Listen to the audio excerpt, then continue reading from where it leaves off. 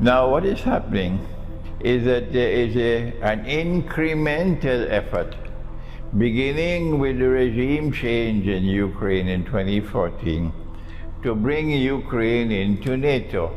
If Ukraine ever becomes a NATO member state, then Russia will have NATO on its very border. If NATO's missiles, nuclear-armed missiles, can hit Moscow in a matter of minutes. This is not a security option that Russia is prepared to accept at all. And so Russia has put its foot down. This is our red line. Whether you accept our red line or you don't accept our red line, that's your choice. This is our red line, that we will not allow a next-door neighbor state to pose such a tremendously dangerous threat to our security. So we're going to take steps to ensure the protection of our own security. When the Soviet Union wanted to put nuclear-armed missiles in Cuba, the Kennedy administration decided that this was too great a security threat for the United States.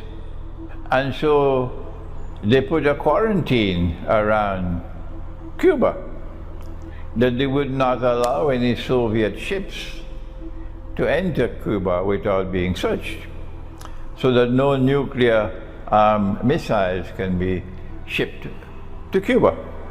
And that was 1962, and the world watched. We were on the brink of nuclear war. Does Cuba have the right? Does Cuba have the right to do what it wants on its own territory?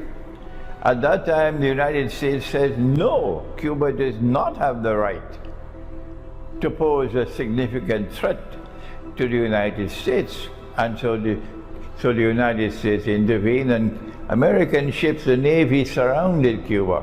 And the Soviet ships were coming with missiles.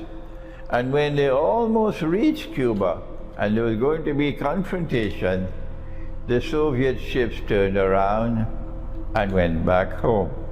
And so nuclear war was averted. Let us remind all those who are beating the drums, for Ukraine, let us remind you, if you need to be reminded, that in the same way that the United States expressed its concern for its own security and would not allow Cuba to have nuclear missiles that could reach the United States, similarly, Russia has to be recognized to have a right to protect its own security.